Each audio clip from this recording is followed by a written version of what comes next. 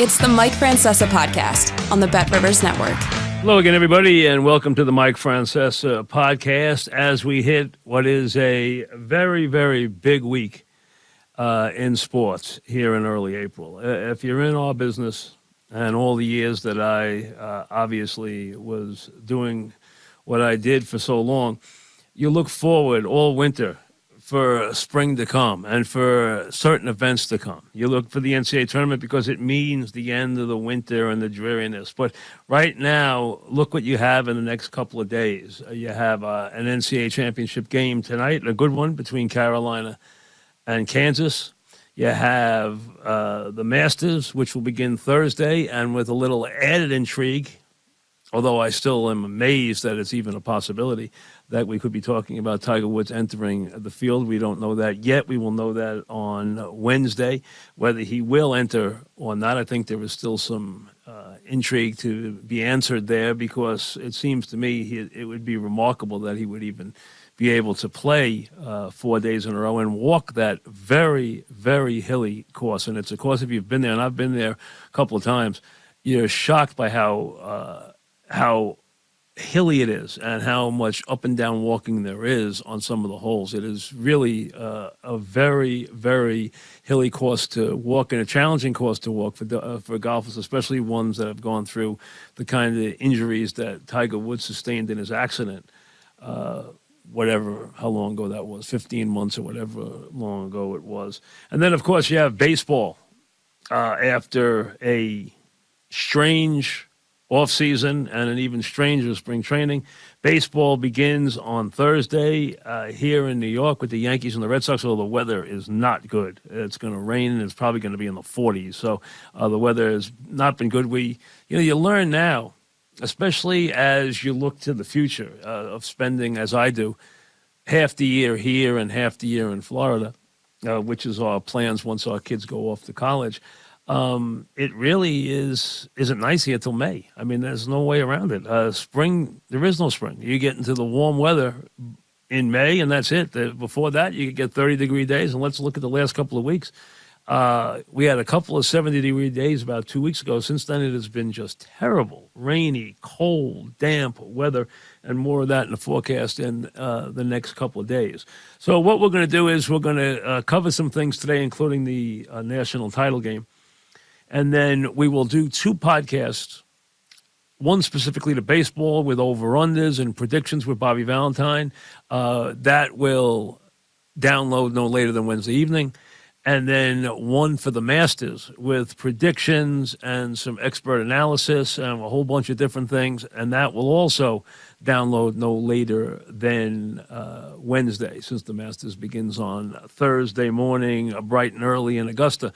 I haven't looked at the weather forecast for Augusta yet. Hopefully it's good, because when it's not, it's terrible. I was there once when they didn't even play on Thursday, and they had to really struggle to get the round in over a couple of days, and it was a very, very busy Friday and into Saturday morning there, and the mud was up to your knees when you walked around that course on Friday morning trying to follow somebody. That's after a torrential rain had canceled the Thursday card. That was the year that Mike Weir won it.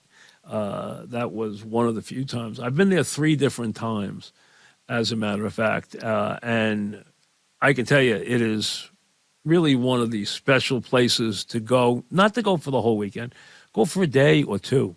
You want to be home in front of your set on Sunday, that's the best place to be. That's the best place to follow all the action, all the changing action on Sunday. But on a Saturday or a Friday card, you follow someone other than the big stars on a Thursday. You find a spot where you can see 2 or 3 different holes and move around on a Friday, and then you head home. If you're fortunate enough to ever get there, jump at the chance. Same thing for the Final Four. This is it's been a interesting Final Four and an interesting tournament. You had St. Peter's, which made things very interesting from an underdog standpoint. You had the Coach K final game saga that went from game to game to game and ended Saturday night against arch rival North Carolina, who they played for the first time ever in the NCAA tournament in one of the more dramatic Final Four games ever. And New Orleans is such a great place to have a Final Four or a Super Bowl. And it really takes me back because my first NCAA tournament that I worked for CBS, it's the first of the NCAA that CBS had the NCAA tournament. That was one of the reasons I got a job there, was because they knew they were getting college football and college basketball, and they hadn't done any of it for a long, long time. And they didn't have anybody who knew a lot about it.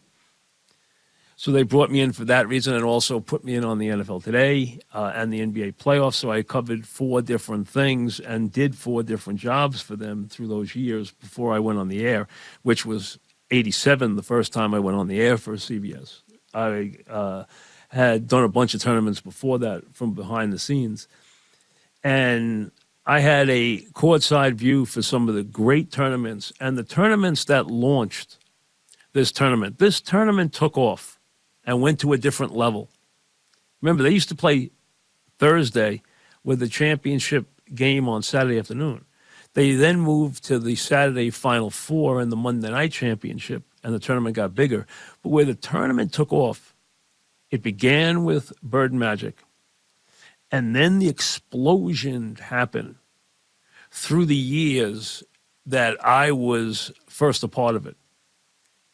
82 in New Orleans, Jordan making the shot against Georgetown, Ewing and the great Georgetown team, Ewing as a freshman, and of course the great Carolina team with Perkins and Jordan and the like. And Sleepy Floyd was in that game. There were so many big stars in that game.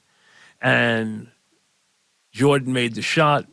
They threw the ball away, and Georgetown lost by a point. Ewing showed you that night the first, he had been this shot-blocking, terrorizing freshman who then showed you really the glimpses of what he would become as a pro, as that night he really shot the ball beautifully in a wonderful performance that went for naught in that championship game. 83 was Albuquerque and Jim Valvano. Phi Slamma Jamma on the Saturday, beating Louisville in a game that they said would change the course of basketball. And then you had this NC State team led by the fast-talking, very, very comical Jim Valvano. And, he got into the press conference and said, I'm going to hold the ball till Tuesday. And then in an interview that he did with us, off the record, he said to us, I'm going to run with them. And he did try to run with them. And he ran with them well early. But then there was a part in that game where Houston just took over the game and exploded and really had the game under control until they pulled the ball out and then missed a bunch of free throws and turned it into a low-scoring, one-possession game, which NC State was able to win and shock the world. Then to 84, out to the Georgetown. You had Kentucky, Georgetown in the semifinals when Georgetown put forth one of the great defensive displays ever in Seattle. And then the final, Ewing and Olajuwon, won by Ewing. Olajuwon, who went on to be even a better pro than Ewing. Ewing making his second of 3 trips to the championship game, a victory in Seattle, and then the next year, and that ties in really to tonight, the next year when you had the game in Lexington, played in Rupp Arena, which is one of the few times it's been played in a small arena. It's usually played in these massive arenas, small meaning 22,000 or whatever Rupp holds, 22, 23 for basketball, whatever it held that night. But that game, played by Rolly Massimino and his Villanova Wildcats, who it was the last game played without a shot clock. They held the ball for many possessions over a minute and shot the ball brilliantly, incredibly. Harold Jensen and Villanova winning a 66-64 decision against the considered to be unbeatable Ewing senior-driven Georgetown team. Ewing went to the championship game 3 years, won 1, and lost 2 heartbreakers. That's how dominant Georgetown was in his era. It was 4 years of unbelievable basketball, starting in New Orleans with Jordan and the great shot. Still the best game I've ever seen played between Carolina and Georgetown. Then Houston upsetting Phi Slamma Jamma. Ewing versus Olajuwon in Seattle, and then culminating with Villanova, the 8 seed, the lowest seeded team ever to win the tournament, an 8 seed, beating Georgetown in that game that night, shooting the ball so brilliantly, holding the ball so strategically, and winning the game 66-64 in what was one of the great upsets, and really culminated a run of games that launched this tournament and launched the Final Four, but the entire tournament into the stratosphere as an event. And there's ties to those games tonight because you're in New Orleans. You have blue bloods again, where you had Villanova, which is now a blue blood, losing to Kansas. And Kansas shot the ball brilliantly in that game. Villanova shot the ball brilliantly on its way to a championship and beating Kansas along the way a couple of years ago. And Kansas returned the favor the other night by just shooting the ball brilliantly, inside and out, against Villanova, which really did miss Moore a lot. But, hey, Kansas, give them credit for their win. Villanova did what they could do, hung in the game, had a brief moment in the second half, but really it was Kansas almost from start to finish. And then the Duke-Carolina game. And now Carolina, which was really a non-entity all season, played miserably. I saw them play Kentucky on TV where they just got destroyed. I mean, I think Nance's last comment well, it wasn't Nance who did the game, but whoever did the game that day said they have a lot of work to do. Carolina's got a lot of work to do. Well, Carolina did have a lot of work to do. They got blown out by Kentucky in Vegas. And this year, Kentucky also blew out Kansas, interestingly, and then loses in the first round to St. Peter's, which just tells you how crazy this tournament is from a one-and-done standpoint. But now you have an 8 seed going up again, and it's not a legitimate 8 seed because they, let's be honest, they have first seed talent, but they played like an 8 seed all season.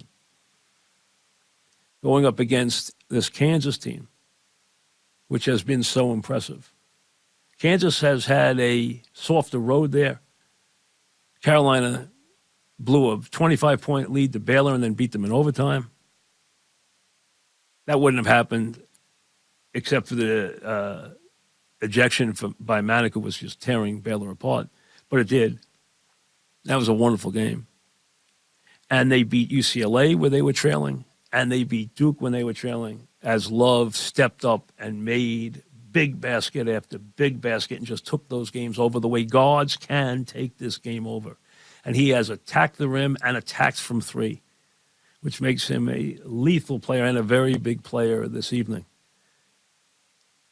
Carolina, I think, has a better – I'm going to go on the idea that the brilliant rebounding Backett is healthy tonight. He sprained his ankle a little bit the other day, but he came back in the game. They say he's okay. We're going to go on that premise. Carolina's a 5-man team.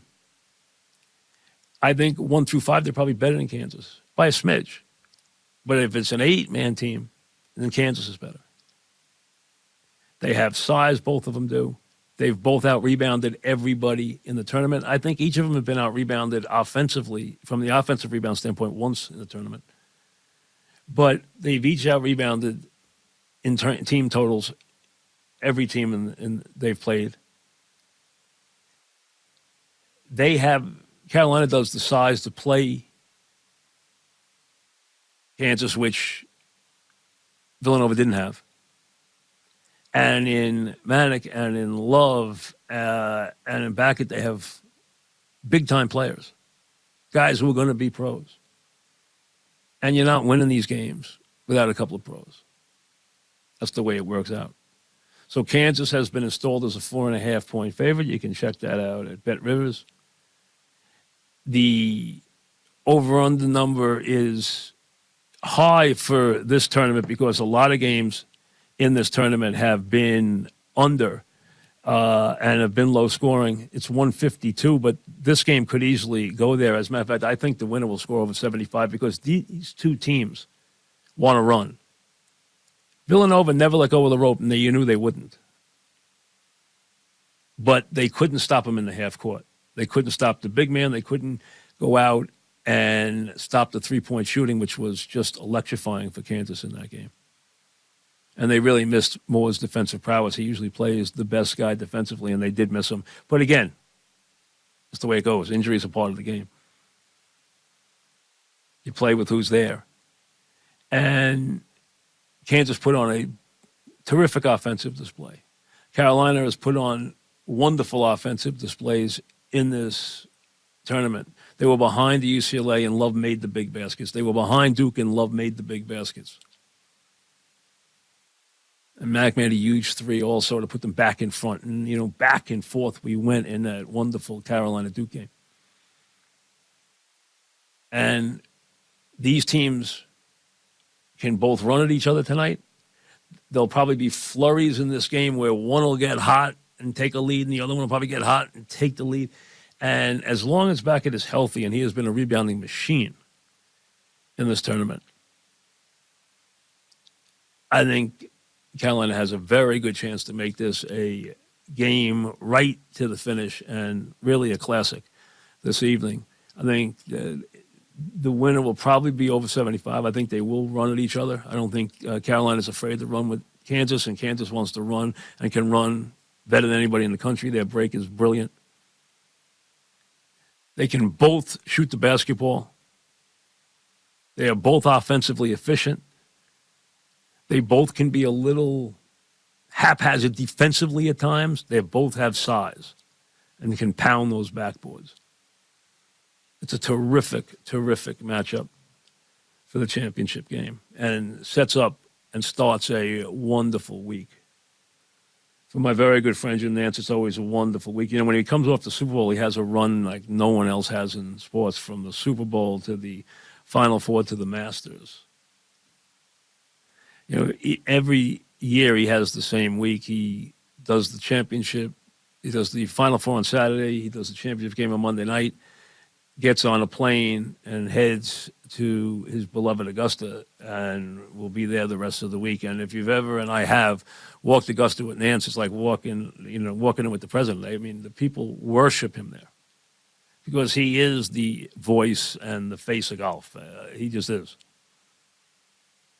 We can dispute who's better at what sport. There's nobody in his class in golf. He is the voice and the face of golf, and the Masters think so too. I mean, and he is very much the, soundtrack of the Masters. And the Masters has been, as we said, we'll do a special on it. We'll put some guests up, do some predictions. I love to predict golf, and you get great odds on it. Great odds on these guys. I mean, big prices. I mean, the favorite is Rahm, and Rahm is, heck, Rahm is probably, let me look at it. I'll go to the Bet River site right here, just give you an idea. I think he's 10-1 as the favorite to win the tournament. Let me see right here. He is 11-1. He and Justin Thomas are 11-1. Followed by the red-hot Scotty Scheffler, who's 14.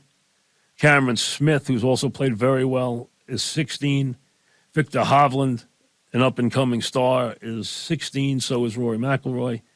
Dustin Johnson is 18. So is Cantley. Morikawa, Schauffele, Koepka, 20-1.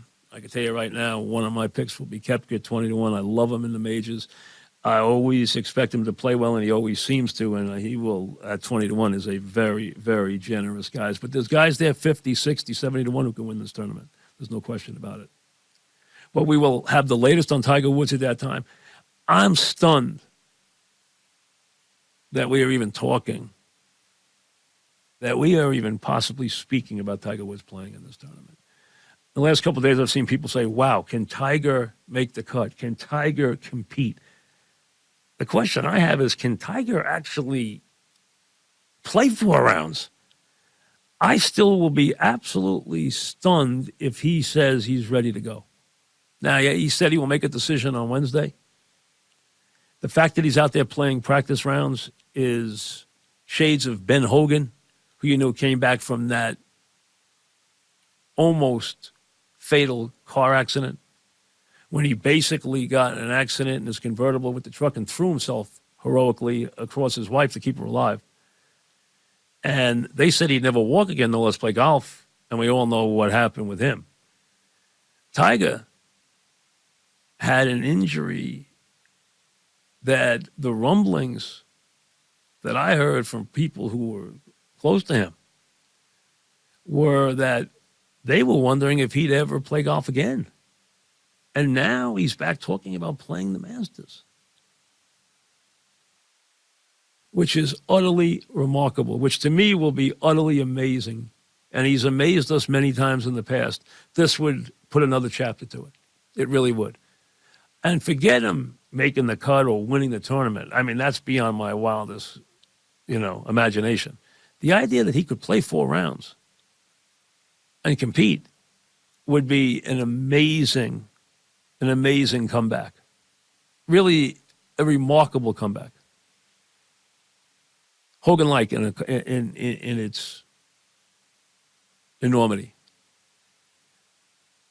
Like I said, if you ask me right now, do you think he's going to play? I don't. I didn't think he would. And he still hasn't committed.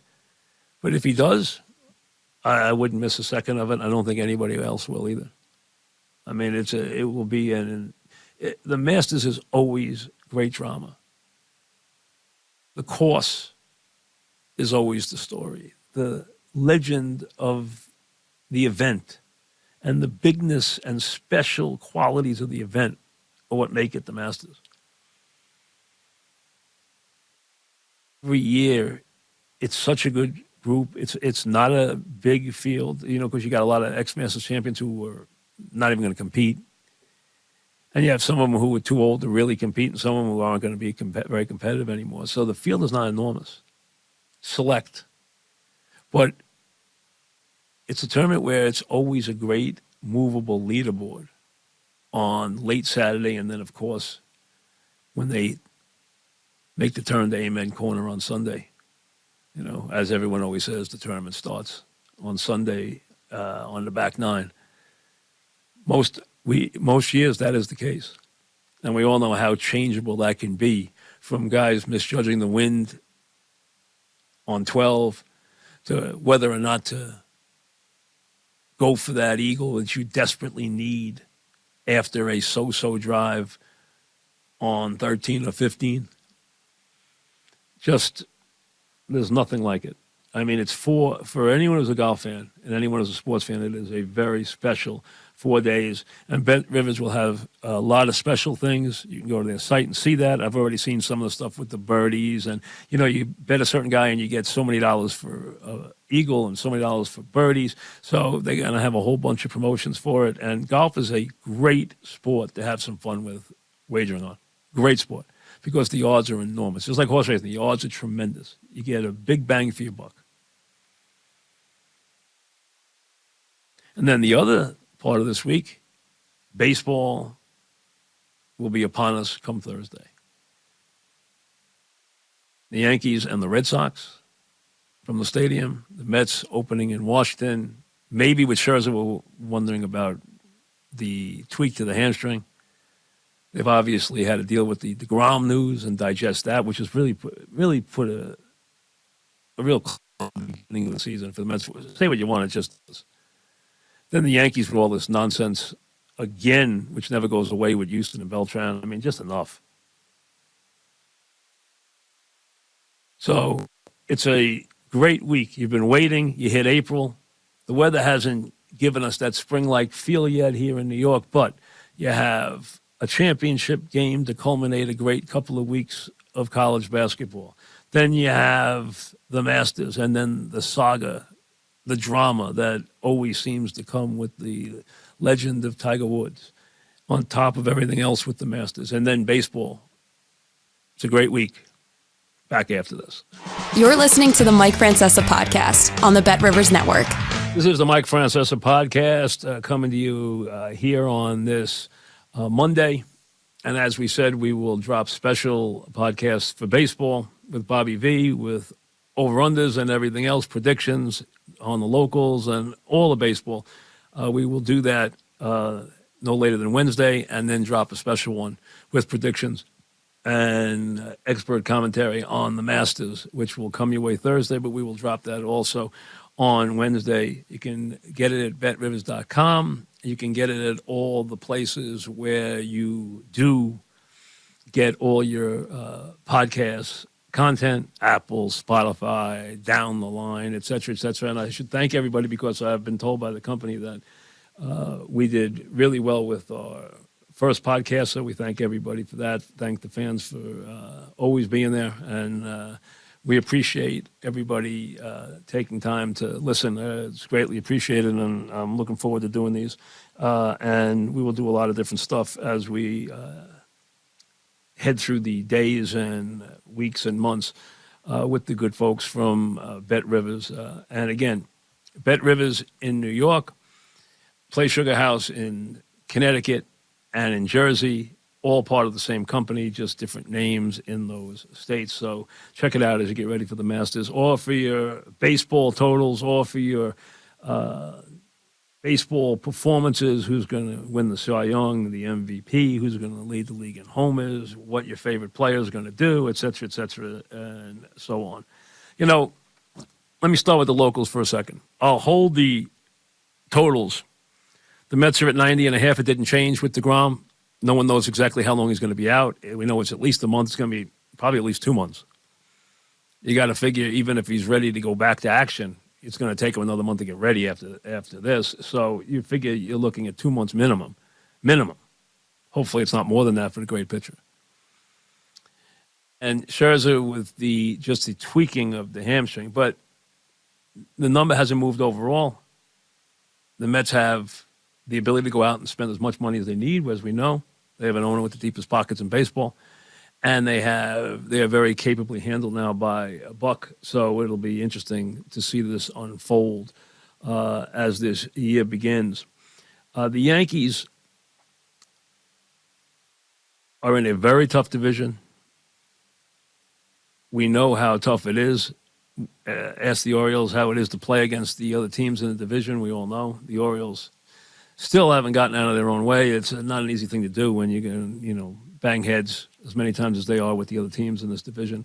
The Yankee number at 91.5. We'll save that again for our baseball preview show. But let me touch on the deGrom thing first. Hey, there's no way around it. The Met fan has to have been taken aback. deGrom is such a special entity as a performer. He has taken his ability on the mound to such a height that the performances are special. The consistency and the quality of his performances are special. What is lacking is durability. And this goes for deGrom or anybody else.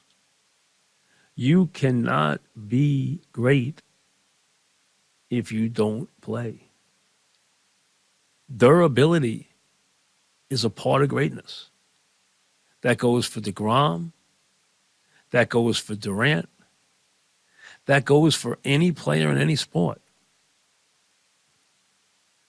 It's a funny thing, as everyone knows who's ever followed me and listened to me through the years, you know that the one player I ever idolized was Mickey Mantle. And it's quite an irony about Mantle. We all know that he was probably as gifted as any player who ever put on a pair of shoes. We all know that he dissipated himself with his bad habits. We also know that he was very unlucky in terms of the injuries he suffered, including osteomyelitis as a young man. So here was this incredibly gifted player, touched by the gods, who obviously also was touched by fate. But here's the other part of that. He found a way to play 18 years. He found a way to play 2,400 games. Yeah, he missed games. He wasn't playing 155 games, but he was there. And he led his team to the World Series 12 times in his first 14 years. So he was prolific.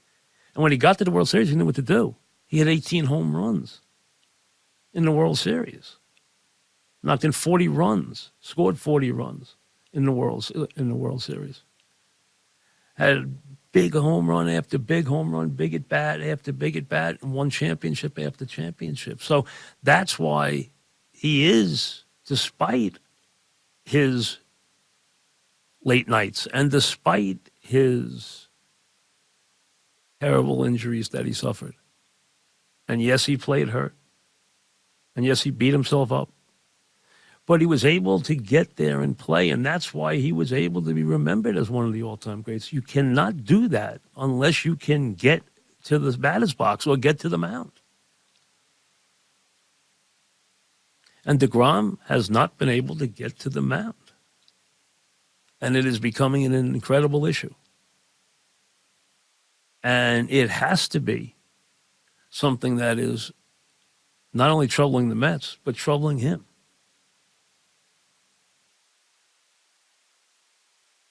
I would never, ever, ever say, as I've heard said a couple places, well, deGrom's soft. Don't make that mistake. Don't go there. Not when someone's that good, don't go there. I remember the story, and I always use it as a word of caution, where everybody destroyed a power pitcher by the name of J.R. Richard.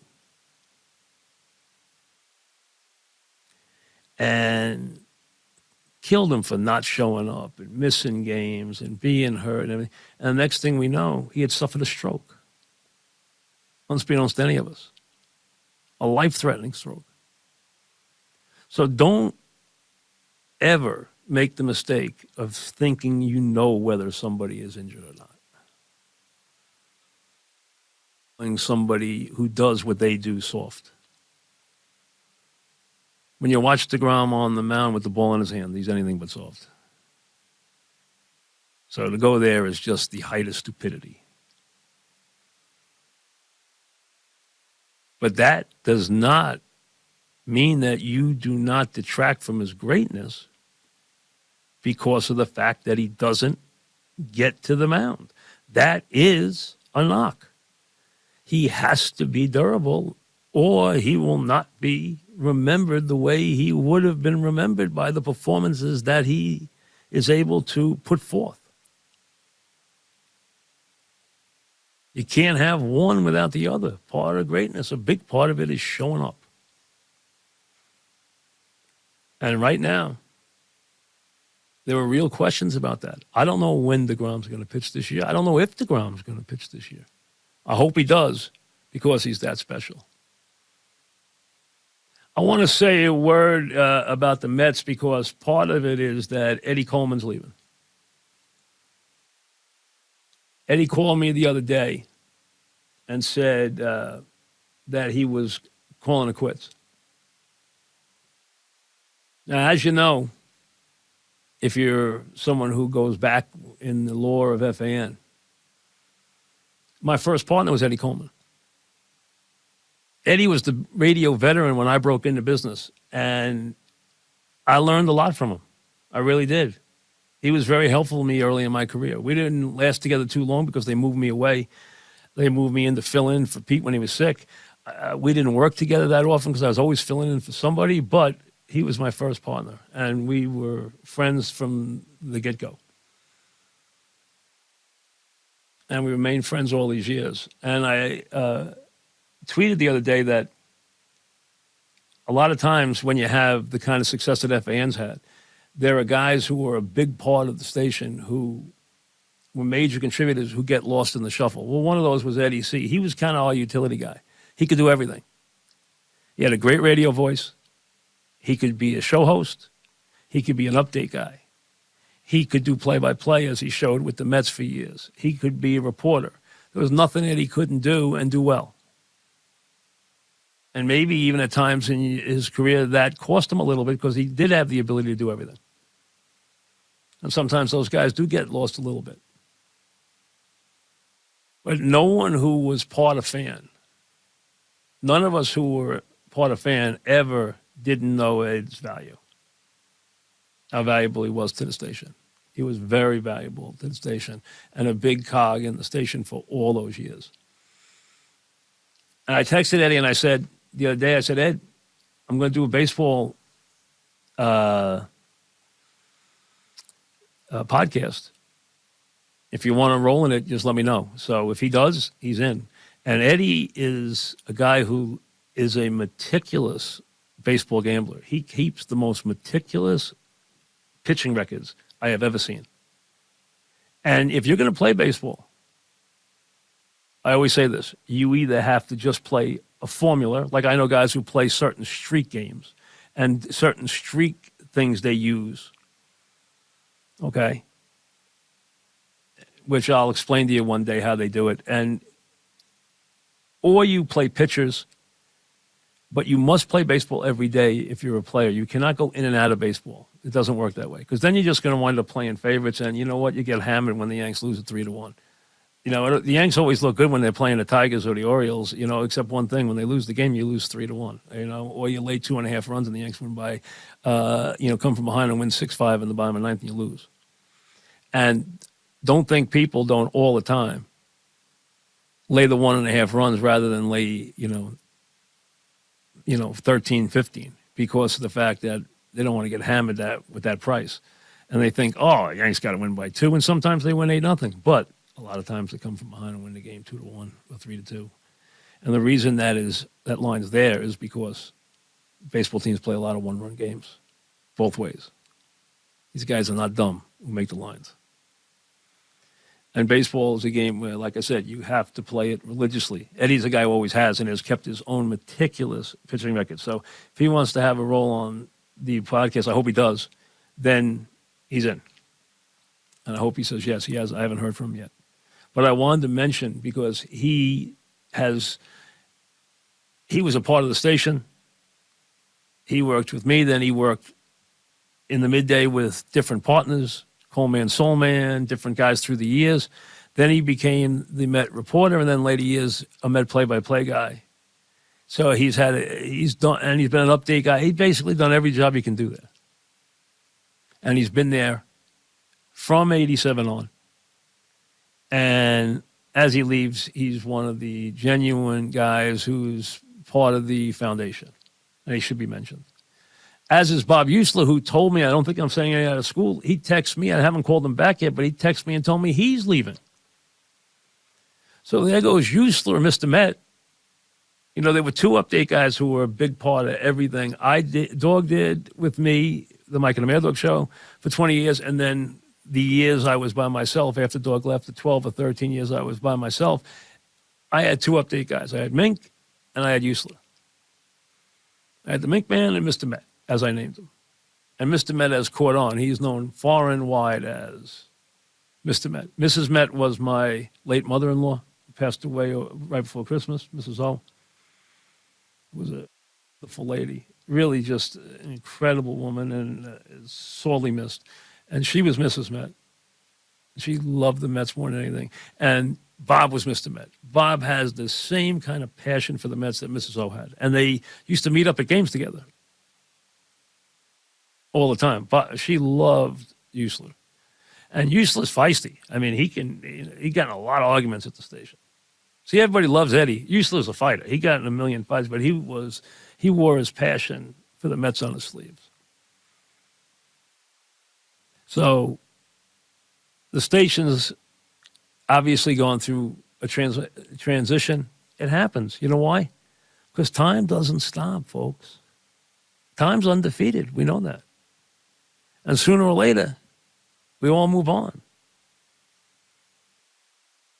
And almost everybody now has. Susan is still there from the beginning. A couple other people still, but for the most part, everyone's pretty much moved on now. And it's time for a new generation, which is fine. That's how life works. I have no problem with that, and I wish the station well.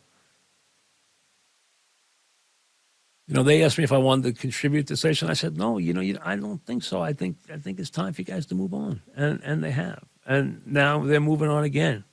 They moved on from Steve Summers and then Joe B., who called me the other day and asked me to go on his podcast and now Usler and Minkman and Eddie C. And that's what happens. So maybe Eddie C will take me up on being a part. I hope he is a part of it. So I'll have Bobby V and Eddie C. Will love it with the Mets this year.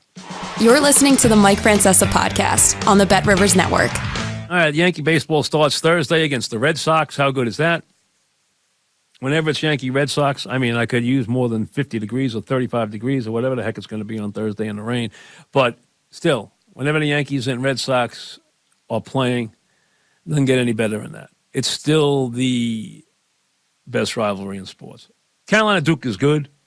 Yankees and Red Sox are still it. That's all there is to it. And here's the thing, though. I'm really tired of hearing the Yankees. I don't need to hear. I know maybe the Yankees feel that Beltran has to do this to be initiated into the Yankee culture. But I don't want to hear any more about this 217 stuff. The Yankees, and especially Cashman, have to just be quiet. Hey, so they stole signs, and that's why the Yankees lost? How about the Yankees lost? Okay? And they weren't guaranteed to win anything that year, as we know. But the Yankees, who were playing well at that time, lost because they went down to Houston and they scored 3 runs in 4 games. In Game 7, they got shut out. Morton went 5 innings, and then McCullers went in there. And, hey, the Yanks are talking about what an advantage the Astros had because they knew what was coming. The Yanks knew what was coming for 4 innings from McCullers. He didn't throw anything except a curveball the entire 4 innings. He threw curveball after curveball. I believe, if I remember right, he threw 24 curveballs in a row.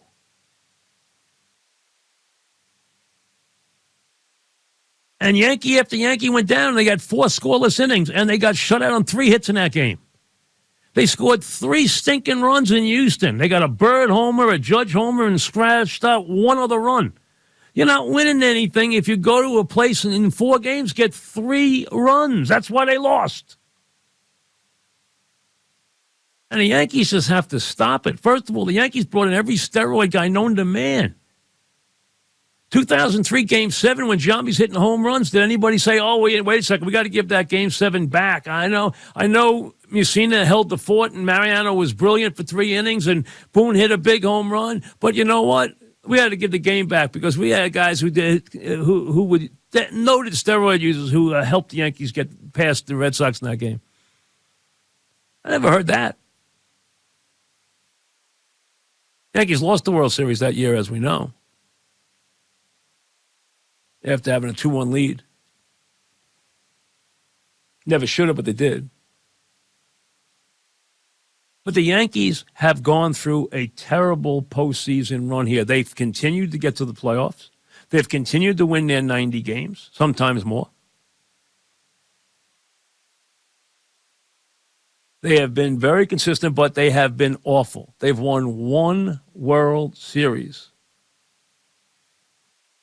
And if not for A-Rod, they don't win anything. He carried them that postseason. He had 16 postseason RBIs.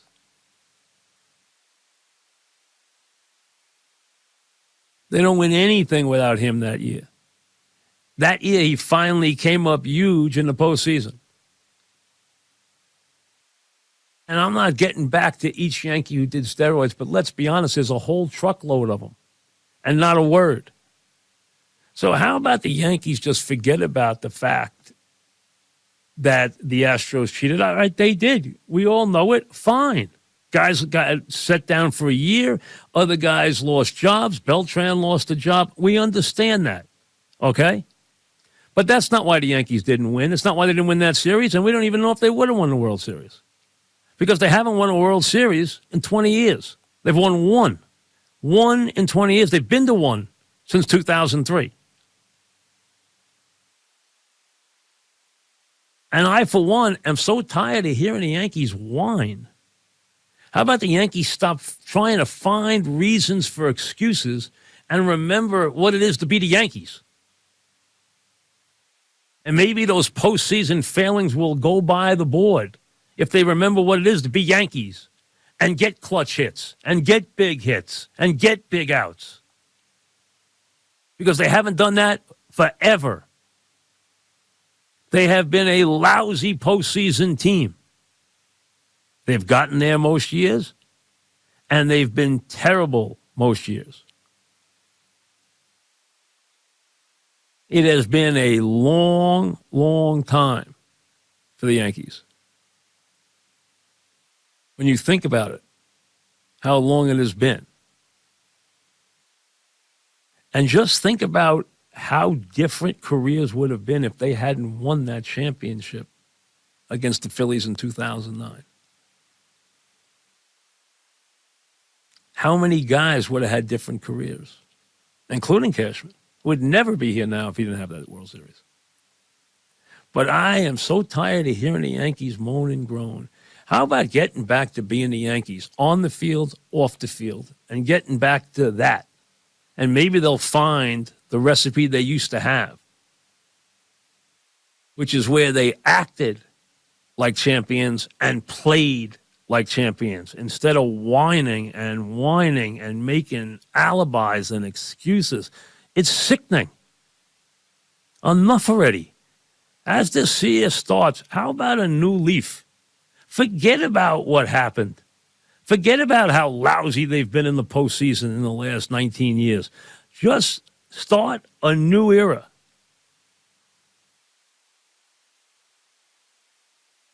And getting back and being like the Yankees used to be.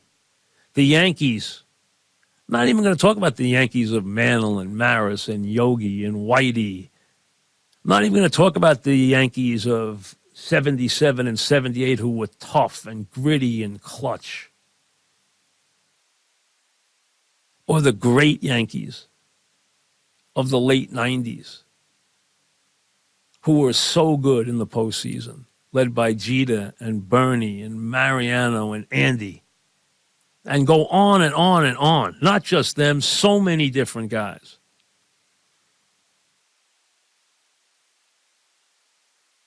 My favorite Yankee rally of all of them was 8th inning, 03. Because it showed what that team was about. It wasn't about one guy. It wasn't about somebody launching a home run. It was about grit and toughness and clutch. And yeah,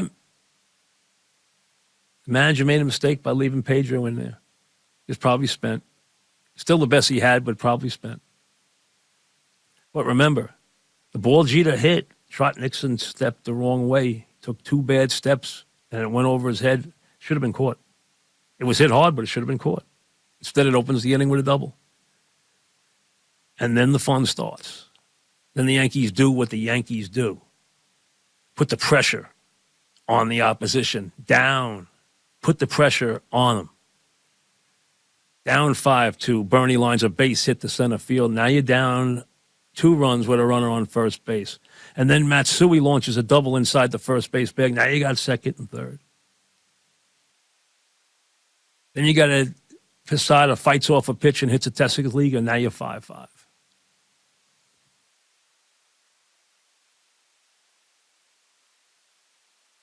An aided double, a line drive single, a bullet inside the first base bag, and a Texas leaguer.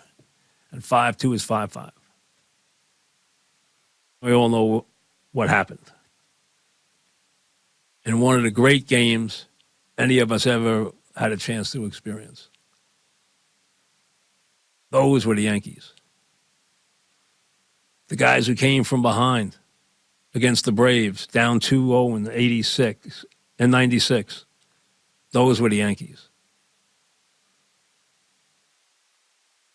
The guys won 14 World Series games in a row. Think about that now. Think about that. The Yankees can't find a World Series with a map. The Tour Yankees of the late 90s won 14 World Series games in a row. Get back to those days. Stop whining.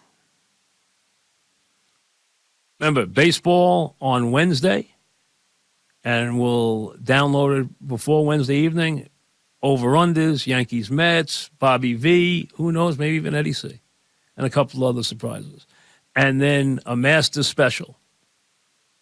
I'll have some guests and some predictions and some long shots and everything else as you get ready for Augusta on Thursday. Hey, enjoy the championship game tonight. Get ready for baseball a couple days away. If you're a golf fan or even a sports fan, get ready for the Masters. Who knows? Maybe even get ready for Tiger Woods and the saga of Mr. Woods, adding another layer to what has been one of the really amazing careers in the history of this nation. Sports is good. It is really good. BetRivers.com for all your gambling needs. Get the podcast there. Get it at Apple, Spotify, or wherever else you get it. Thanks for listening to the Mike Francesa Podcast.